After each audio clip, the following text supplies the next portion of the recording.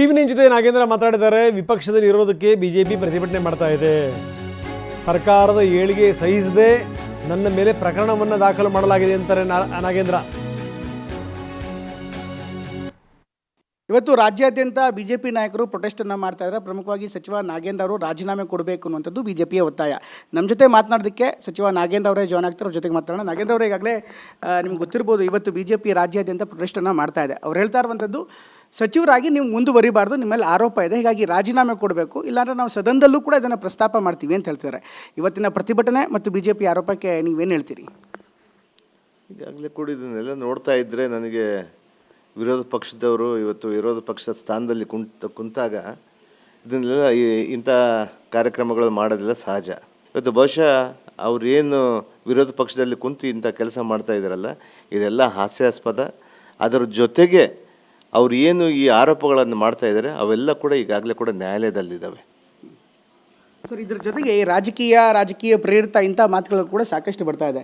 ಈಗಾಗಲೇ CBI ತನಿಖೆ ಬಗ್ಗೆ ಅನೇಕರು ಹೇಳ್ತಾರೆ. CBIಯಲ್ಲಿ ಈಗಾಗಲೇ ಚಾರ್ಜ್ ಶೀಟ್ ಬಂದಿದೆ, ಅದರಲ್ಲಿ ನಿಮ್ಮ ಹೆಸರು ಉಲ್ಲೇಖ ಆಗಿದೆ ಅನ್ನುವಂಥ ಮಾತುಗಳನ್ನ ಹೇಳ್ತಾರೆ. ಈ CBI ತನಿಖೆ ಬಗ್ಗೆ ನೀವು ಏನು ಹೇಳೋದಕ್ಕೆ ಬಯಸ್ತೀರಿ? ಇದನ್ನು ಕೆಲವರು ಪೊಲಿಟಿಕಲಿ ಮೋಟಿವೇಟ್ ಅಂತ ನೀವು ಮಾತಾಡ್ತಾ ಇವತ್ತು ಬೆಳಗ್ಗೆ ಮಾತಾಡ್ತಾ ಬೇರೆ ಕಡೆಗೆ ಹೇಳಿದಿರಿ. ಯಾಕೆ ಪೊಲಿಟಿಕಲಿ ಮೋಟಿವೇಟೆಡ್? ನಿಮ್ಮ ವಿರುದ್ಧ ಆರೋಪ ಮಾಡೋದಕ್ಕೆ ಕೆಲವೊಂದಿಷ್ಟು ಸಾಕ್ಷ್ಯಾಧಾರಗಳನ್ನು ಕೂಡ ಅವ್ರು ಪ್ರೊಡ್ಯೂಸ್ ಮಾಡ್ತಿದ್ದಾರೆ. ಸರ್, ನೀವು ಅದನ್ನು ಹೇಗೆ ಪೊಲಿಟಿಕಲಿ ಮೋಟಿವೇಟೆಡ್ ಅಂತೀರಿ? ಇಲ್ಲ, ಖಂಡಿತವಾಗಿ ಕೂಡ ಅವರು ನಮ್ಮ ಸರ್ಕಾರದ ಒಂದು ಏಳಿಗೆಯನ್ನು ಸಹಿಸಲಾರ್ದೇ ಇಂಥ ಒಂದು ಕಾರ್ಯಕ್ರಮಗಳನ್ನು ಮಾಡ್ತಾ ಇದ್ದಾರೆ. ಇದು ಕಂಪ್ಲೀಟಾಗಿ ರಾಜಕೀಯ ಪ್ರೇರಿತವಾದಂಥ ಒಂದು ಕೇಸುಗಳನ್ನು ಹಾಕಲಿಕ್ಕೆ ಪ್ರಯತ್ನ ಮಾಡ್ತಾಯಿದ್ದಾರೆ. ಇಡೀ ಇವತ್ತು ನಮ್ಮ ಕರ್ನಾಟಕ ರಾಜ್ಯದಲ್ಲಿ ನನ್ನ ಮೇಲೆ ಒಂದೇ ಅಲ್ಲ, ಇಡೀ ದೇಶಾದ್ಯಂತ ಎಲ್ಲಿ ಅವರಿಗೆ ಕರ್ನಾಟಕ ಯಾವ ಕ್ಷೇತ್ರಗಳಲ್ಲಿ ಯಾವುದ್ಯಾವುದೋ ಅವರು BJP ವೀಕ್ ಇದನ್ನು, ಕಾಂಗ್ರೆಸ್ ಸ್ಟ್ರಾಂಗ್ ಇದನ್ನು, ಅಂಥ ಕ್ಷೇತ್ರಗಳಲ್ಲಿ ಐಡೆಂಟಿಫೈ ಮಾಡ್ತಾ ಇದ್ದಾರೆ. ಅವರು ಕೆಲವ್ರನ್ನ ಗುರ್ಸ್ಕೊತಾ ಇದ್ದಾರೆ. ಆ ಗುರ್ಸ್ಕೊಂಡು ಅವ್ರ ಮೇಲೆ ಒಂದು ಯಾವುದೋ ಒಂದು ಕಾರಣ ರೂಪವಾಗಿ ಇಂಥದ್ದನ್ನು CBI ED ಅನ್ನು ಬಿಡುವಂಥದ್ದು ಮಾಡ್ತಾಯಿದ್ದಾರೆ. ಅದೇ ಕಾರಣ, ಅದೇ ರೀತಿಯಾಗಿ ಕೂಡ ಕರ್ನಾಟಕದಲ್ಲಿ ಕೂಡ ನನ್ನ ಮೇಲೆ ಅಂತ ಕೂಡ ಶುರು ಮಾಡಿದ್ದಾರೆ. ನಿಮ್ಮ ಮೇಲೆ ಯಾಕೆ ಮಾಡಿದ್ದಾರೆ ಅನಿಸುತ್ತೆ? ಖಂಡಿತವಾಗೂ ನಾನು ಮೊನ್ನೆ ಪಾರ್ಲಿಮೆಂಟ್ ಎಲೆಕ್ಷನಲ್ಲಿ ಕೂಡ ನಾವು ಒಳ್ಳೆ ಪರ್ಫಾರ್ಮೆನ್ಸ್ ಕೊಟ್ಟಿದ್ವಿ. ಅದರ ಜೊತೆಗೆ ಇಡೀ ಜಿಲ್ಲೆಯಲ್ಲಿ 5 ಕ್ಷೇತ್ರಗಳನ್ನು ಕಾಂಗ್ರೆಸ್ ನಾವು ಗೆಲ್ಲಿಸ್ಕೊಂಡು ಬಂದಿದ್ವಿ. ನಾವಂತಲ್ಲ, ನಮ್ಮ ಪಕ್ಷ ಅಲ್ಲಿ ಸ್ಟ್ರಾಂಗ್ ಆಗಿದೆ. ಇದನ್ನು ಮಸಿ ಬೆಳಿಬೇಕಷ್ಟೇ. ಅವ್ರಿಗೇನು ಉದ್ದೇಶ ಏನಂದರೆ ಕಾಂಗ್ರೆಸ್ ಪಕ್ಷನ ಯಾವ ರೀತಿಯಾಗಿ ಕೂಡ ಇಕ್ಕಟ್ಟಿಗೆ ಸಿಲ್ಸ್ಬೇಕು ಅನ್ನೋದನ್ನೇ ಅವ್ರಿಗಷ್ಟೇ. ಅಲ್ಲಿಂದ ಇಂಥ ಒಂದು ಸಂಸ್ಥೆಗಳನ್ನು ಇಟ್ಕೊಂಡಿದ್ದಾರೆ, CBI ED ಅಂಥದ್ದನ್ನು. ನಾನಲ್ಲ, ಇವತ್ತು ಚಿಕ್ಕ ಮಕ್ಕಳು ಕೇಳಿದ್ರೆ ಕೂಡ ಇವತ್ತು ಹೇಳ್ತಾರೆ ED CBI ಅಂದರೆ ಅದು BJP ಪ್ರೇರಿತವಾದಂಥ ಕೃಪಾಪೋಷಿತವಾದಂಥ ಒಂದು ಸಂಸ್ಥೆಗಳಂತೇಳಿ. ಅವ್ರಿಗೆ ಯಾರು ಬೇಕಾಗಲ್ಲೋ ಅವ್ರ ಮೇಲೆ ದಬ್ಬಾಳಿಕೆ ಮಾಡೋಂಥದ್ದನ್ನು ಈ ED CBIಗಳಿಂದ ಮಾಡ್ತಾಯಿದ್ದಾರೆ. ಇದು ನಾನು ಸಂಪೂರ್ಣವಾಗಿ ಹಲವಾರು ಬಾರಿ ಹೇಳಿದ್ದೀನಿ, ರಾಜಕೀಯ ಪ್ರೇರಿತವಾದಂಥ ಒಂದು ಇದನ್ನು ಕೇಸನ್ನು ಮಾಡ್ತಾ ಇದ್ದಾರೆ ಅವರು. ಸರ್, ಈಗ ಜೂನ್ 2ನೇ ತಾರೀಕು 2026 ಜೂನ್ 2ನೇ ತಾರೀಕು ಒಂದು ಪ್ರೆಸ್ ನೋಟು ಕೂಡ ಬಂತು. ಅಂದರೆ CBI ಅವರ ಪ್ರೆಸ್ ನೋಟ್ ರಿಲೀಸ್ ಆಯಿತು. ಸರ್, ಆ ಪ್ರೆಸ್ ನೋಟಲ್ಲಿ ನೀವು ಪ್ರಧಾನ ಮತ್ತು ವ್ಯಾಪಕವಾದಂಥ ಪಾತ್ರ ಇದೆ ಅನ್ನುವಂಥ ಗಂಭೀರ ಆರೋಪವನ್ನು ಅದರಲ್ಲಿ ಮಾಡಿದ್ದಾರೆ. ಈ CBI ಪ್ರೆಸ್ ನೋಟ್ ಹಾಗಾದರೆ ಸುಳ್ಳ? ಖಂಡಿತವಾಗಿ ನೋಡಿದೆ. ಯಾಕಂದರೆ ಜೂನ್ 3ನೇ ತಾರೀಕು ನಮ್ಮ ಮುಖ್ಯಮಂತ್ರಿಗಳು, ಜನಪ್ರಿಯರಾದಂಥ ಮುಖ್ಯಮಂತ್ರಿಗಳು DK ಶಿವಕುಮಾರ್ ಸಾಹೇಬರು ಪ್ರಮಾಣ ವಚನ ತೊಗೊಳ್ಬೇಕಂತೇಳಿ ನಿರ್ಣಯ ಆಗುತ್ತೆ. ಅವತ್ತೇ ಎಲ್ಲ 30 ಕ್ಯಾಬಿನೆಟ್ ದರ್ಜೆಗಳ ಸಚಿವರನ್ನು ತೊಗೊತಾರಂತ ಹೇಳ್ತಾರೆ. ಅವತ್ತು ಏಕಾಏಕಿ 2ನೇ ತಾರೀಕಿಗೆ ಓಡೋಡಿ ಬಂದು ಒಂದು ಪ್ರಯತ್ನ ಮಾಡ್ತಾರೆ. ಏನು ಹೇಳಲ್ಲ, ಅವ್ರು ಏನೋ ಒಂದು ಪ್ರೆಸ್ ನೋಟ್ ರಿಲೀಸ್ ಮಾಡ್ತಾರೆ. CBIಯಲ್ಲಿ ನಾವು ಚಾರ್ಜ್ ಶೀಟಲ್ಲಿ ನಾಗೇಂದ್ರನ ಹಾಕ್ತಾಯಿದ್ದೀವಿ ಅಂತೇಳಿ. ಅದು ಅವಶ್ಯಕತೆಯೇ ಇದ್ದಿಲ್ಲ. ಕಳೆದ 2 ವರ್ಷದಿಂದ ಪೆಂಡಿಂಗ್ ಇಟ್ಕೊಂಡಿದ್ರು ಅವರು. ಕ್ಯಾಬಿನೆಟ್ ಎಕ್ಸ್ಪೆನ್ಷನ್ ಯಾವತ್ತು ಮಾಡ್ತಾರೋ ಅವತ್ತೊಂದು ನೋಟಿಸ್ ಕೊಡೋದು ನಮಗೆ. ಕ್ಯಾಬಿನೆಟ್ ಎಕ್ಸ್ಪೆನ್ಷನ್ ಇವತ್ತು ನಾಳೆ ನಡೀತಿದೆ ಅಂತೇಳಿ ತಮ್ಮ ಮಾಧ್ಯಮದಲ್ಲಿ ಬಂದಾಗ ಇದನ್ನು ಗುರ್ಸ್ಕೊಂಡು ನೋಡ್ತಾ ಇದ್ರು. ಅಂಥ ಟೈಮಲ್ಲಿ ಒಂದು ನೋಟಿಸ್ ಕೊಡೋದು, ನನ್ನ ಕರೆಸ್ಕೊಳ್ಳೋದು. ಈ ರೀತಿಯಾಗಿ ಹಲವಾರು ಬಾರಿ ಕರೆಸಿದ್ದಾರೆ. ನಾನು ಹಲವಾರು ಬಾರಿ ಹೋಗಿ ಅವ್ರ ಪ್ರಶ್ನೆಗಳಿಗೆಲ್ಲ ಉತ್ತರ ಕೊಟ್ಟು ಬಂದಿದ್ದೀನಿ. ಆದರೆ ನನಗೇನಂದರೆ, ಒಂದು 3ನೇ ತಾರೀಕು ನಡೆಯುವಂಥ ಸಂದರ್ಭದಲ್ಲಿ ನಮ್ಮ ಮುಖ್ಯಮಂತ್ರಿಗಳು ಪ್ರಮಾಣ ವಚನ ತೊಗೊಂಡಾಗ 2ನೇ ತಾರೀಕು ಈ ರೀತಿ ಬಂದು ಪ್ರೆಸ್ ನೋಟ್ ಕೊಟ್ಬಿಟ್ಟು ಅವರು ಒಂದು ನಮ್ಮ ಸರ್ಕಾರದ ಮೇಲೆ ಒಂದು ಗಂಭೀರವಾದಂಥ ಒಂದು ಆರೋಪ ಮಾಡ್ತಾರೆ ಅಂದರೆ, ಇದು ಕಂಪ್ಲೀಟಾಗಿ ಯಾರೋ ಒಬ್ಬ ಈ ತನಿಖಾ ಸಂಸ್ಥೆಗಳನ್ನು ನಡೆಸಿದಂತೆಯೇ ನಮಗೆ ಕಾಣುತ್ತೆ. ಇವತ್ತು ಅಂದರೆ 3ನೇ ತಾರೀಕು ಪ್ರಮಾಣ ವಚನ, 2ನೇ ತಾರೀಕು ನಿಮ್ಮ ಬಗ್ಗೆ ಒಂದು ಪ್ರೆಸ್ ನೋಟು. ಅಂದರೆ ಅಲ್ಲಿ ನಿಮ್ಮನ್ನು ಸಚಿವರಾಗಬೇಕು ಆಗಬಾರ್ದು ಅನ್ನೋ ರೀತಿಯಲ್ಲಿ ಟಾರ್ಗೆಟಾ? 100% ಇದು ಏನು ಇವತ್ತು ಅಂದ್ಕೊಂಡಿದ್ದಾರಲ್ಲ ಅವರು, ನಾನು ಸಚಿವ ಆಗಬಾರ್ದು. ಇಲ್ಲಿ ನಾನು ಸಚಿವ ಆಗಿಬಿಟ್ಟು ಒಬ್ಬ ದಲಿತರಲ್ಲಿ, ಒಬ್ಬ ಯುವಕರಲ್ಲಿ, ಒಬ್ಬ ಒಳ್ಳೆಯ ಕ್ರಿಯಾಶೀಲ ವ್ಯಕ್ತಿಗಳನ್ನು ಇವರು ಐಡೆಂಟಿಫೈ ಮಾಡ್ತಾಯಿದ್ದಾರೆ. ಇಂಥದನ್ನು ಅವ್ರು ಮನವರಿಕೆ ಮಾಡಿಕೊಂಡು ಇವ್ರು ಹಾಕ್ಕೊಡ್ದು ಯಾವುದೇ ಕಾರಣಕ್ಕೂ ಇವ್ರ ಮೇಲೆ ನಾವು ಒಂದು ಪಾಯಿಂಟ್ ಮಾಡಿ ಬಿಟ್ಬಿಡಬೇಕು, ಅವ್ರ ಮೇಲೆ ಕೆಸರು ಹೆಚ್ಚಿ ಬಿಟ್ಬಿಡಬೇಕು. ಆ ರೀತಿಯಾದಂಥ ಒಂದು ಕೆಲಸವನ್ನು ಇವತ್ತು ಏನು ಸಣ್ಣ ಪೊಲೀಸ್ ಸ್ಟೇಷನ್ಗಳು ಮಾಡ್ತಾರಲ್ಲ ಆ ರೀತಿಯಾದಂಥದ್ದನ್ನು ವ್ಯವಸ್ಥೆಯನ್ನು ಇವತ್ತು CBI ಇಡಿ ತನಿಖೆಗಳು ಮಾಡ್ತಾಯಿದ್ರೆ CBI ಬಗ್ಗೆ ಭಾಳ ದೊಡ್ಡ ನಂಬಿಕೆ ಇತ್ತು ನನಗೆ, ಭಾಳ ದೊಡ್ಡ ಮಟ್ಟದಲ್ಲಿ ನಂಬಿಕೊಂಡಿದ್ದೆ ನಾನು. CBI ಅಂದರೆ ಒಂದು ಕೇಂದ್ರ ಸಂಸ್ಥೆಯಿಂದ ತನಿಖಾ ದಳ, ಅದರಲ್ಲಿ ಮಾಡಿದ್ರೆ ಒಳ್ಳೆಯದಾಗುತ್ತೆ, ಒಳ್ಳೆಯದು, ಅದರಲ್ಲಿ ಮಾಡಿದ್ರೆ ಸತ್ಯಾಂಶಗಳನ್ನ ತರ್ತಾರೆ. ಅಂದರೆ ನನ್ನ ಕೇಸಲ್ಲಿ ನಾನು ನೋಡಿದ್ದೀನಿ, ಸ್ವತಃ ನೋಡಿದ್ದೀನಿ, ಒಂದು ಸುಳ್ಳನ್ನೇ ತೆಗೆದುಕೊಂಡು ಬಂದು ಅವರು ಫಿಟ್ ಮಾಡುವಂಥದ್ದು ಕೆಲಸ ಮಾಡ್ತಾ ಇದ್ದಾರೆ. ಇವತ್ತು 84 ಕೋಟಿ ಹಗರಣ ಆಗಿದೆ ಅಂತ ಅಂದಿನ ಮುಖ್ಯಮಂತ್ರಿಗಳು ಸಿದ್ದರಾಮಯ್ಯನವರೇ ಒಪ್ಕೊಂಡಿದ್ದಾರೆ. ಅಂದರೆ ಹಣ ಅಲ್ಲಿ ನಿಜವಾಗ್ಲೂ ಕೂಡ ಹೋಗಿದೆ, ನೀವು ಸಚಿವರಾಗಿದ್ದಂಥ ಇಲಾಖೆಯಲ್ಲಿ ಹಣ ಹೊರಗಡೆ ಹರಿದು ಹೋಗಿದೆ. ಹೀಗಾಗಿ ಆ ದೊಡ್ಡ ಮೊತ್ತದ ಬಗ್ಗೆ ಕೂಡ ಅಷ್ಟೇ ರಿಕವರಿ ಕೂಡ ಆಗಿದೆ. ಇದರಿಂದ ಸಾಕಷ್ಟು ಅನುಮಾನ ಬರ್ತದೆ. ಹಾಗಾದರೆ ಹಣ ಎಲ್ಲೋಯ್ತು, ಯಾರಿಗೋಯ್ತು, ಅದರಲ್ಲಿ ನಿಮ್ಮ ಪಾತ್ರ ಏನು, ಇದೆಲ್ಲವೂ ಕೂಡ ಪ್ರಶ್ನೆಗೆ ಅರ್ಹವಾದಂಥದ್ದಲ್ವಾ? ಈಗಾಗಲೇ ಎಲ್ಲ ಅದನ್ನೆಲ್ಲ ಉಲ್ಲೇಖ ಮಾಡಿದ್ದಾರೆ. ಇವತ್ತು ನನ್ನ ಮೇಲೆ ಚಾರ್ಜ್ ಶೀಟ್ ಹಾಕಿದ್ದಾರೆ, ನನ್ನ ಮೇಲೆ ಆರೋಪವನ್ನು ಹೊಡಿಸ್ತಾ ಇದ್ದಾರೆ. ಇವತ್ತು ಸುಮಾರು 84 ಕೋಟಿ ರೂಪಾಯಿ ಹೋಗಿತ್ತು. 84 ಕೋಟಿ ರೂಪಾಯಲ್ಲಿ 85% ಅಷ್ಟು ಕೂಡ ಅಮೌಂಟ್ ರಿಕವರಿ ಆಗಿಬಿಟ್ಟಿದೆ. ಇದರಲ್ಲಿ ಒಂದು 84 ಕೋಟಿಯಲ್ಲಿ 1 ರೂಪಾಯಿ ಆದರೂ ನನ್ನಿಂದ ರಿಕವರಿ ಆಗಿದೆನಾ? 1 ರೂಪಾಯಿ ತೋರಿಸ್ಬಿಡ್ಲಿ, ಅವರು 1 ಲಕ್ಷ ತೋರಿಸ್ಬಿಡ್ಲಿ, ನಾನು ಒಪ್ಕೊತೀನಪ್ಪ ನಾನು ಈ ಕೇಸಲ್ಲಿ ಭಾಗಿಯಾಗಿದ್ದೀನಿ ಅಂತೇಳಿ. ನನಗೆ ಗೊತ್ತೇ ಇಲ್ಲ ಅದನ್ನು. ಇದು ಬ್ಯಾಂಕರ್ ಮಾಡ್ಕೊಂಡಿರೋಂಥ ಒಂದು ಫ್ರಾಡ್ ಕೆಲಸ. ಅದನ್ನು ತನಿಖಾ ಸಂಸ್ಥೆಗಳು ಇವತ್ತು ಮಾಡಿದ್ದಾವೆ, ಅವ್ರ ಮೇಲೆ ಏನು ಕ್ರಮ ಬೇಕೋ ತೊಗೊಂಡಿದ್ದಾರೆ. ಅದನ್ನೆಲ್ಲ ಬಿಟ್ಬಿಟ್ಟು ನಾಗೇಂದ್ರದ ಮೇಲೆ ಒಂದು ಫೋಕಸ್ ಮಾಡ್ತಾ ಇದ್ದಾರೆ. ಕಾಂಗ್ರೆಸ್ ಶಾಸಕ ಅಷ್ಟೇ, ಅದೇ BJP ಶಾಖ BJPಗೆ ಹೋಗ್ಬಿಟ್ರೆ, ನಾನು ಒಂದು ವೇಳೆ BJPಗೆ ಹೋಗ್ಬಿಟ್ರೆ ನಾನು ಕೂಡ ಅದೇ ವಾಷಿಂಗ್ ಮಿಷಿನಲ್ಲಿ ಹೋಗಿ ಬಂದಂಗೆ ನಾನು ಕೂಡ ಕ್ಲಿಯರ್ ಇದೆ.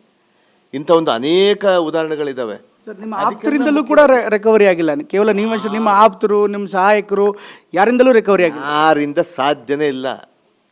ಯಾರ್ಯಾರು ಅವ್ರು, ಯಾರು ಹೈದರಾಬಾದ್ ಅವರು, ಯಾರು ಒರಿಸ್ಸಾವನೇ, ಅವನು ಯಾರು ನನಗೆ ಗೊತ್ತೇ ಇಲ್ಲ, ಅವ್ರನ್ನ ಯಾರೂ ನೋಡಿಲ್ಲ, ನನಗೂ ಅದಕ್ಕೂ ಸಂಬಂಧನೇ ಇಲ್ಲ. ಕರ್ನಾಟಕದ SIT ತನಿಖೆ ಕೂಡ ನಾನು ನಿಜವಾಗ್ಲೂ SIT ಮತ್ತು COD ಅವ್ರನ್ನ ನಾನು ನಿಜವಾಗ್ಲೂ ಧನ್ಯವಾದಗಳನ್ನು ಹೇಳ್ತೀನಿ ಅವ್ರಿಗೆ. ಇಡೀ ರಿಕವರಿಯನ್ನು ಬರೀ ಒಂದು 3 ತಿಂಗಳ ಒಳಗಡೆ ಮಾಡಿದ್ರು ಅವರು ಈ ಕೇಸ್ನ ದುಡ್ಡನ್ನು, ಹಣ ರಿಕವರಿಯನ್ನು. ಅದಕ್ಕೂ ಆರೋಪ ಮಾಡಿದ್ದಾರೆ. ಈಗ ನೀವು ನಿಮ್ಮದೇ ಗೌರ್ಮೆಂಟ್ ಇತ್ತು, ಇಮಿಡಿಯೇಟಾಗಿ ನೀವೇ ಕೇಸ್ ಮುಚ್ಕೊಂಡ್ಬಿಟ್ರಿ, ನಿಮ್ಗೆ ಕ್ಲೀನ್ ಸರ್ಟಿಫಿಕೇಟ್ ನೀವೇ ಕೊಟ್ಬಿಟ್ರಿ ಅಂತ. ಅದನ್ನೇ ಅಲ್ಲ ರೀ, ಈಗ ಮಲಗಿದ್ದವ್ರನ್ನ ಎಬ್ಸ್ಬೋದು ನಾವು, ಮಲಗಂಗ ನಟನೆ ಮಾಡೋರನ್ನ ಎಬ್ಸ್ಬೋದಾ ನಾವು? ಸಾಧ್ಯ ಆಗುತ್ತಾ? ನಾವು ಇದು ಅಂದರೆ ಅದಂತ ಹೇಳ್ತಾರೆ, ಅದಂತ ಹೇಳ್ತಾರೆ. ಅಂದರೆ ಇವತ್ತು ಹಲವಾರು ಬಾರಿ ಎಷ್ಟೋ ಸಂದರ್ಭದಲ್ಲಿ BJP ಸರ್ಕಾರದಲ್ಲಿ ಕೂಡ SIT COD ಮಾಡಿಲ್ಲ, ಅವೆಲ್ಲ ಅವಾಗ ಕರೆಕ್ಟ್ ಇತ್ತಾ? ಇವತ್ತು ಕಾಂಗ್ರೆಸ್ ಸರ್ಕಾರ ಇದ್ದಾಗ ಕಾಂಗ್ರೆಸ್ ಸರ್ಕಾರದಲ್ಲಿ COD ತನಿಖೆಗಳು, SIT ತನಿಖೆಗಳು ಮಾಡಿದ್ರೆ ಅದು ತಪ್ಪನಾ? ಇವತ್ತು ಅವ್ರು ಕೊಟ್ಟಿದ್ದಾರೆ, ನನಗೆ ಕ್ಲೀನ್ ಚೀಟ್ ಕೊಟ್ಟಿದ್ದಾರೆ ಅವರು. ನನ್ನಿಂದ ಏನೂ ರಿಕವರ್ ಆಗಿಲ್ಲ. ಅವರು CBI EDಕ್ಕಿಂತ ಭಾಳ ಬ್ಯೂಟಿಫುಲ್ಲಾಗಿ ಇದು ಕೆಲಸ ಮಾಡಿದ್ದಾರೆ. COD ಮತ್ತು ಸ್ಥಳೀಯ ಪೊಲೀಸರು ಚೆನ್ನಾಗಿ ಕೆಲಸ ಮಾಡಿದ್ರು ಅಂತ ಹೇಳ್ತಿದ್ರಿ. ಇನ್ನೊಂದು ಕಡೆಗೆ CBI ಮತ್ತು ED ಕೂಡ ನಿಮ್ಮ ಮೇಲೆ ಕೇಸ್ ಹಾಕಿ ತನಿಖೆಯನ್ನು ಮಾಡ್ತಾ ಇದೆ. ಅವರ ತನಿಖೆ ಬಗ್ಗೆ ಏನು ಹೇಳ್ತೀರಿ? ಅಲ್ಲ, ಮಾಡಲಿ ಅವರು ತನಿಖೆ. ಅವ್ರ ತನಿಖೆ ಶುರುವಾಗಿದೆಯಾ? ಯಾವ ರೀತಿಯಾಗಿದೆ? ಇಲ್ಲ, ಇದುವರೆಗೂ ಆಗಲಿಲ್ಲ. ಅವರು ಬರೀ ಸುಮ್ಮನೆ 120B ಅನ್ನೋದನ್ನು ಒಂದು ತಂದುಬಿಟ್ಟಿದ್ದಾರೆ. ಇವತ್ತು 120B ಅಲ್ಲಿ ಏನಾಗುತ್ತೆ ಅಂದರೆ, ನಾನು ಕಾನ್ಸ್ಪಿರಸಿಯಪ್ಪ, ನೀನು ಮಾಡಿದೇ ಇಲ್ಲ ಗೊತ್ತಿಲ್ಲ, ನನ್ನ ಚಾರ್ಜ್ ಶೀಟಲ್ಲಿ ನಿನ್ನ ಹೆಸರು ಹಾಕಿ ಕಳಿಸ್ತೀನಿ, ನೀನು ಇದೇನೋ ಇಲ್ಲ ಅನ್ನುವಂಥದ್ದು ನ್ಯಾಯಾಲಯದಲ್ಲಿ ಪ್ರಶ್ನೆ ಮಾಡ್ಕೊಂತೇಳಿ ನ್ಯಾಯಾಲಯಕ್ಕೆ ಹಾಕಿದ್ದಾರೆ. ನಾನು ನ್ಯಾಯಾಲಯದಲ್ಲಿ ತೊಗೊತೀನಿ, ನಾನು ನ್ಯಾಯಾಲಯದಲ್ಲಿ ನನಗೆ ಒದಗಿಸ್ತೀನಿ. ನನ್ನಿಂದ ಏನಾಗಿದೆ ಅಂತೇಳಿ ನಾನೆಲ್ಲ ಒದಗಿಸ್ತೀನಿ. ನನ್ನಿಂದ ತಪ್ಪಾಗಿದ್ದರೆ ನನಗೆ ಶಿಕ್ಷೆ ಕೊಡೋಕ್ಕೆ ನಾನಿದೆ. ನನ್ನನ್ನು ಬೇಕಾದ್ರೆ ಹ್ಯಾಂಗ್ ಮಾಡಲಿ, ನಾನು ಅದಕ್ಕೆ ಶತಸಿದ್ಧವಾಗಿದ್ದೀನಿ. ಬಟ್ ಒಂದೇನೆಂದರೆ, ನ್ಯಾಯಾಲಯಗಳಲ್ಲಿ ಇದ್ದಾಗ ಕೂಡ ನ್ಯಾಯಾಲಯದ ಬಗ್ಗೆ ಅದು ಬರೋವರೆಗೆ ಕಾಯಬೇಕಲ್ಲ, ಅದಾಗ್ತಾ ಇಲ್ಲ. ಇದುವರೆಗೂ ನನ್ನ ಮೇಲೆ ಪ್ರಕರಣನೇ ಇದು ಮಾಡ್ತಾ ಇಲ್ಲನಾ? 2 ವರ್ಷದಿಂದ ಯಾವ ರೀತಿಯಾದ ತನಿಖೆ ಮುಂದುವರೆದೇ ಇಲ್ಲ, ಟ್ರಯಲೇ ಮಾಡ್ತಾ ಇಲ್ಲ. ನಾವು ರೆಡಿ ಇದ್ದೀವಿ ಅದಕ್ಕೆ. ಅವ್ರಿಗೆ ಗೊತ್ತು ಇದರಲ್ಲಿ ಏನೂ ಇಲ್ಲ, ನಾವು 120B ಮಾಡಿದ್ದೀವಿ, ಇವ್ರಿಗೆ ಸುಮ್ಮನೆ ಮಾರ್ಕ್ ಮಾಡಿ ಕಳಿಸಿದ್ವಿ, ಇವ್ರು ಸುಮ್ಮನೆ ಒಂದು 10-20 ವರ್ಷ ಓಡಾಡಬೇಕು ಅನ್ನುವಂಥದ್ದನ್ನು ಅವ್ರು ಇಟ್ಕೊಂಡು ಹೋಗ್ತಾ ಇದ್ದಾರೆ. ಅದನ್ನು ಸರ್, ಇದ್ರ ಜೊತೆಗೆ ಇನ್ನೊಂದು ಕಂಪ್ಯಾರಿಸನ್ ಕೊಡ್ತಾರೆ. ಈ ಧರ್ಮೇಂದ್ರ ಪ್ರಧಾನ್ ಅವರ ರಾಜೀನಾಮೆಯನ್ನು ಕಾಂಗ್ರೆಸ್ ನಾಯಕರು ಅವರ ನೈತಿಕ ಹೊಣೆ ಎತ್ತು ರಾಜೀನಾಮೆ ಕೊಡಲಿ ಅಂತ ಹೇಳ್ತಿದ್ದಾರೆ. ಈಗ ತನಿಖೆ ಮಾಡುವಂಥ ಸಂದರ್ಭದಲ್ಲಿ ಸಹಜವಾಗಿ ಇದೆಲ್ಲವೂ ಕೂಡ ಪ್ರಶ್ನೆ ಆಗುತ್ತೆ. ಇನ್ನೂ ಚಾರ್ಜ್ ಶೀಟ್, ಕ್ಲೀನ್ ಚಿಟ್ ಸಿಗದೆ CBIಯಲ್ಲಿ, ಯಾವ ನೈತಿಕತೆ ಆಧಾರದಲ್ಲಿ ನೀವು ಮುಂದುವರಿತೀರಿ? ಇಲ್ಲ, ಖಂಡಿತವಾಗಿ ನೋಡಿ, ಧರ್ಮೇಂದ್ರ ಪ್ರಧಾನ್ ಅವರ ಕೇಸೇ ಬೇರೆ. ಇವತ್ತು ನನಗೆ ಸ್ವತಃ ಯಾರು ಕೂಡ ರಾಜೀನಾಮೆ ಮಾಡಂತ ಹೇಳಿಲ್ಲ. ನನ್ನ ಹೈಕಮಾಂಡ್ ಆಗಿರ್ಬೋದು, ಅಂದಿನ ಮುಖ್ಯಮಂತ್ರಿ ಆಗಿರ್ಬೋದು, ಅಂದಿನ ಉಪಮುಖ್ಯಮಂತ್ರಿ ಆಗಿರ್ಬೋದು, ಯಾರು ಕೂಡ ನನಗೆ ಕೇಳಿಲ್ಲ. ನಾನು ಸ್ವೇಚ್ಛೆಯಿಂದ ನಾನು ಕೊಟ್ಟಿದ್ದೀನಿ. ನನ್ನ ಮೇಲೆ ಒಂದು ಮಚ್ಚೆ ಬಿದ್ದಿದೆ, ನನ್ನ ಮೇಲೆ ಈ ರೀತಿ ಆಗಿದೆ, ಈ ರೀತಿ ಇದ್ದಾಗ ನಾನು ಇರ್ಕೊಡ್ದು. ನಿಮ್ಮನ್ನು ನಾನು ಎಂಬ್ರಾಸ್ಮೆಂಟ್ ಮಾಡಲಿಕ್ಕೆ ನನಗೆ ಇಂಟ್ರೆಸ್ಟ್ ಇಲ್ಲ. ನೀವು ಸಂಕೋಚದಲ್ಲಿ ಪಡಬಾರ್ದು ಅನ್ನೋಂಥ ವಿಚಾರದಿಂದ, ಸರ್ಕಾರಕ್ಕೆ ಇಕ್ಕಟ್ಟಿಗೆ ಸಿಲುಕಬಾರ್ದು ಅಂಥೇಳಿ ಬೇರೆಯವರು ಯಾರೂ ಕೇಳೋದಕ್ಕಿಂತ ನಾನೇ ಸ್ವತಃ ಹೋಗ್ಬಿಟ್ಟು ರಾಜೀನಾಮೆ ಮಾಡಿ ಬಂದಿದ್ದೀನಿ. ಅದು ನಾನು ರಾಜೀನಾಮೆ, ಯಾಕಂದರೆ ನಾನು ರಾಜೀನಾಮೆ ಮಾಡಿಲ್ಲ ಅಂದರೆ, ನಾನು ಪವರಲ್ಲಿದ್ದರೆ ಅಲ್ಲಿ ಕೇಂದ್ರದ ಅಲ್ಲಿನ SIT ಆಗಿರ್ಬೋದು COD ಆಗಿರ್ಬೋದು ತನಿಖೆ ಮಾಡಲಿಕ್ಕೆ ತುಂಬ ತೊಂದರೆ ಆಗುತ್ತೆ. ಒಬ್ಬ ಮಂತ್ರಿ ಮೇಲೆ ಮಾಡಿ ಯಾವ ರೀತಿ ಮಾಡಬೇಕು ಅನ್ನೋದನ್ನು ಬರುತ್ತೆ. ಅದಕ್ಕೆ ನಾನು ಮುಕ್ತವಾಗಿ ನಾನೇ ರಾಜೀನಾಮೆ ಮಾಡಿದೆ. ನನ್ನ ರಾಜೀನಾಮೆನ ನಾನು ಸ್ವಇಚ್ಛೆಯಿಂದ ನಾನು ಕೊಟ್ಟಿದ್ದೀನಿ, ಯಾರೂ ನನಗೆ ಹೇಳಿಲ್ಲ. ಅಂದರೆ ತನಿಖಾ ಸಂಸ್ಥೆಗಳ ಮೇಲೆ ಒತ್ತಡ ಇರಬಾರ್ದು, ನಾನು ಒಬ್ಬ ಮಂತ್ರಿ ಆಗಿದ್ದೀನಿ ಅಂತೇಳಿ ನಾನು ಮಾಡಿ ಅವ್ರು COD SITಗಳಿಗೆ ಎಲ್ಲ ಪೂರ್ಣ ಪ್ರಮಾಣದ ನನ್ನ ಸಹಕಾರವನ್ನು ಕೊಟ್ಟಿದ್ದೀನಿ. ಈ ಕೇಸಲ್ಲಿ ನಾನೇ ಇಲ್ಲ, ನಾನು ಯಾರ ಹೆಸರು ಹೇಳಬೇಕು ಸ್ವಾಮಿ, ನೀವೇ ಹೇಳ್ಬಿಡಿ ಅಂತ ಕೇಳಿದೆ ನಾನು ಅವ್ರಿಗೆ. ಅವ್ರು ಹೇಳಿದ್ರು ಬಿಡಿ ದೊಡ್ಡ ದೊಡ್ಡ ಹೆಸರು ಹೇಳಿ ಅಂತೇಳಿ, ನಾನು ಹೇಳೋಕ್ಕೆ ಹೋಗಲಿಲ್ಲ ಆ ರೀತಿ ಅಂಥದ್ದನ್ನು. ನಿಮ್ಮನ್ನು ಬಿಟ್ಬಿಡ್ತೀವಿ, ನಿಮ್ಮನ್ನು ಮಾಡಿಬಿಡ್ತೀವಿ, ನಿಮ್ಮನ್ನು ಫ್ರೀ ಮಾಡ್ತೀವಿ, ಸರ್ಕಾರ ಬಿದ್ದೋಗುತ್ತೆ, ನೀವು ಹೇಳ್ಬಿಡಿ ಅಂತೇಳಿ. ಅಲ್ಲ ಸ್ವಾಮಿ, ನಾನೇ ಮಾಡಿಲ್ಲ, ನನ್ನಿಂದ ಯಾಕೆ ಸರ್ಕಾರ ಬೀಳಿಸ್ಬೇಕು ನಾನು? ಇದನ್ನೇ ಅವ್ರ ಕ್ವಶನ್ ಕೇಳಿ ನಾನೇ ಉಲ್ಟಾ ಕೇಳಿದ್ದೀನಿ ಅವ್ರಿಗೆ. ಅವ್ರು ಹೇಳ್ತಾರೆ ಅವರು ಮುಖ್ಯಮಂತ್ರಿ, ಇವ್ರ ಹೆಸರು ಹೇಳಿ ಅವ್ರ ಹೆಸರು ಹೇಳಿ ಅಂತೇಳಿ ಅವತ್ತು ಭಾಳ ಪ್ರೆಷರ್ ಮಾಡಿದ್ರು ನನಗೆ. ನಾನು ಹಲವಾರು ಸಂದರ್ಭದಲ್ಲಿ ಹೇಳಿದ್ದೀನಿ ನಾನು ಇದನ್ನು. ಎಷ್ಟೋ ಜನ ಪ್ರಯತ್ನ ಮಾಡ್ತಾಯಿದ್ರು. ನಾನು ಇನ್ನೂ ಕೆಲವೆಲ್ಲ ಇವತ್ತು ಬಹಿರಂಗ ನಾನು ಪಡಿಸಲ್ಲ. ಒಂದಿನ ಮುಂದೆ ಒಂದಿನ ನಾನು ಈ ರಾಜ್ಯದ ಜನತೆಗೆ ನಾನು ಹೇಳ್ತೀನಿ ನಾನು ಅಲ್ಲಿ ಏನು ನಡೀತು, ಏನು ಮಾಡಿದರು, ಆಮೇಲೆ ನಂತರ ದಿನಗಳಲ್ಲಿ ಏನು ನಡೀತು ಅಂತೇಳಿ. ಸ್ಫೋಟಕವಾಗಿರುತ್ತೆ ಹಾಗಾದರೆ. ಭಾಳ ಸ್ಫೋಟ, ದೊಡ್ಡ ಮಟ್ಟದಲ್ಲಿ ಸ್ಫೋಟ ಮಾಡ್ತೀನಿ ನಾನು. ಅದು ನನಗೆ ಅವಶ್ಯಕತೆ ಬಿದ್ದರೆ. ನಾನು ನೋಡಪ್ಪ, ನಂದಾಯಿತು, ನಮ್ಮ ಕ್ಷೇತ್ರ ಆಯಿತು, ನಮ್ಮ ಜನ ಆಯಿತು, ನಾವು ಬಡವರು, ನಮ್ಮಲ್ಲಿರುವಂಥ ಜನಗಳಿಗೆ ನಾವು ಒಳ್ಳೇದು ಮಾಡಬೇಕನ್ನುವಂಥ ಮನೋಭಾವದಿಂದ ಬಂದವರು. ಈ ರಾಜ್ಯದ ಜನತೆಗೆ, ರಾಜ್ಯದ ಯುವಕರಿಗೆ, ಮುಖ್ಯವಾಗಿ ಯುವಕರಲ್ಲಿ ಭಾಳ ದೊಡ್ಡ ಮಟ್ಟದಲ್ಲಿ ನಾವೆಲ್ಲ ಸ್ವಲ್ಪ ಅವರಿಗೆಲ್ಲ ಒಳ್ಳೇದು ಮಾಡಬೇಕಂತೇಳಿ ನಾನು ಪ್ರಾಮಾಣಿಕವಾಗಿ ಪ್ರಯತ್ನ ಮಾಡಿಕೊಂಡು ಈ ಒಂದು ಇದನ್ನು ಮಾಡ್ಕೊಂಡು ಬಂದಿದ್ದು. ನಾನು ಮಂತ್ರಿಗಿರಿ ತೊಗೊಂಡಿದ್ದು ನಾನು. ಇದರಲ್ಲಿ ಈ ರೀತಿಯಾದಂಥ ಒಂದು ಸಂದರ್ಭದಲ್ಲಿ ಇದು ಬಂದರೆ ನಾನು ನಿಜವಾಗ್ಲೂ ರಾಜಕೀಯನೇ ಬೇಸರ ಆಗಿಬಿಡುತ್ತೆ ನನಗೆ ಕೆಲವು ಸಂದರ್ಭದಲ್ಲಿ. ಅಂದರೆ ನಿಮ್ಮ ಸಚಿವ ಸ್ಥಾನ ಕೊಡಬೇಕಾದ್ರೆ ನಿಮ್ಮ ಬಗ್ಗೆ ಹೈಕಮಾಂಡ್ ಏನಾದರೂ ಕೂಡ ಲೀಗಲ್ ಒಪಿನಿಯನ್ ಪಡೆದುಕೊಂಡಿತ್ತ? ಆ ಮಾತುಗಳು ಕೇಳಿಬಂದಿದ್ದ ಹಲವಾರು ಸಂದರ್ಭದಲ್ಲಿ high command is not A normal ಅಲ್ಲ. ನಮ್ಮ ಹೈಕಮಾಂಡ್ ಕೂಡ ಎಲ್ಲ ಕೂಲಂಕುಷವಾಗಿ ನೋಡುತ್ತೆ. ಇದರಲ್ಲಿ ಏನಿದೆ, ಏನು ಸತ್ಯಾಸತ್ಯತೆಗಳನ್ನು ಏನಿದೆ ಅಂತೇಳಿ ಅವ್ರು ಅರಿತಿದ್ದಾರೆ. ದೊಡ್ಡ ದೊಡ್ಡ ಪಂಡಿತರ ಹತ್ರ ಅವರು ತೊಗೊಂಡಿದ್ದಾರೆ. ಈ ಕೇಸ್ನ ಪೊಲಿಟಿಕಲಿ ಮೋಟಿವೇಟೆಡ್. ಇವತ್ತು ನಾನು ಕಾಂಗ್ರೆಸ್ ಪಕ್ಷದಲ್ಲಿ ಇಲ್ಲ ಅಂದರೆ BJPಯಲ್ಲಿ ಇದ್ದರೆ ನನಗೆ ಕೇಸ ಇರ್ತಿದ್ದಿಲ್ಲ. ಎಲ್ಲಿರ್ತಾಯಿತ್ತು ನನಗೆ ಈ ಕೇಸು? ನಮ್ಮ BJPಯ ವಿರೋಧ ಪಕ್ಷದವ್ರಿಗೆ ಹೇಳ್ತೀನಿ, ವಿನಾಕಾರಣ ಇಲ್ಲ ಸಲ್ಲದ ಆರೋಪಗಳನ್ನು ಮಾಡಬೇಡಿ.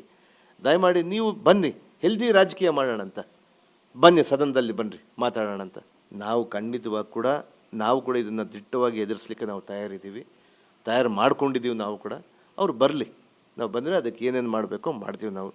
ನನಗನ್ಸುತ್ತೆ ಇವತ್ತು ಏನು ಅವ್ರು ಏನು ಅಂದ್ಕೊಂಡಿದ್ದಾರಲ್ಲ, ಏನೋ ನಡೆದು ಬಿಡ್ತೇನೆ ಅಂತೇಳಿ, ಅವರೆಲ್ಲ ಕೂಡ ಆ ಗುಡ್ಡನ್ನು ತೆಗೆದು ಇಲಿ ಹಿಡಿತಾರಲ್ಲ, ಆ ರೀತಿಯಂಥದ್ದನ್ನು ಹಾಗೆ ಆಗುತ್ತೆ. ಆ ಗಾದೆ ಇದೆಯಲ್ಲ, ಗುಡ್ಡನಗದು ಇಲಿ ಹಿಡಿದ್ರಂತೇಳಿ, ಆ ರೀತಿ ಆಗುತ್ತೆ ನೋಡಿ ಅಷ್ಟೇ. ಹಾಸ್ಯಾಸ್ಪದಕ್ಕೆ ಒಳಗಾಗ್ತಾರೆ, ಅವ್ರಿಗೆ ಡ್ಯಾಮೇಜ್ ಮಾಡ್ಕೊತಾ ಇದ್ದಾರೆ ಅನ್ನೋಂಥ ವಿಚಾರವನ್ನು ನಾನು ತಿಳಿಸ್ತೀನಿ ನಾನು. ಥ್ಯಾಂಕ್ ಯು, ಧನ್ಯವಾದ ನಮ್ಮ ಜೊತೆ ಮಾತನಾಡಿದ್ದಕ್ಕೆ. ಇದಿಷ್ಟು ಸಚಿವರಾದಂಥ ನಾಗೇಂದ್ರ ಅವರು ಹೇಳ್ತಾ ಇರುವಂಥ ಮಾತು. ಕ್ಯಾಮ್ರಾ ಪರ್ಸನ್ ನವೀನ್ ಜೊತೆ ಪ್ರಮೋದ್, TV9 ಬೆಂಗಳೂರು.